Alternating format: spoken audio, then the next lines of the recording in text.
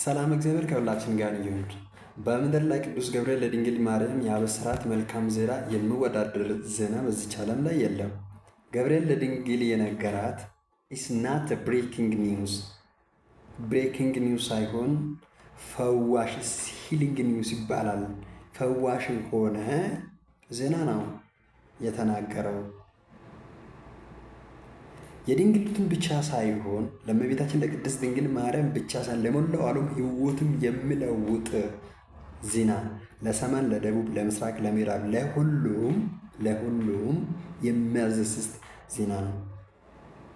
ስለዚህ ዛሬም በዚህ ጊዜ ቅዱስ ገብርኤል ሆይ አሁንም ለሀገራችን መልካም ዜና አምጣልን ብለን መለመን አለብን። ወስብሐት ለእግዚአብሔር ወወላዲቱ ድንግል ወለመስቀሉ ክብር።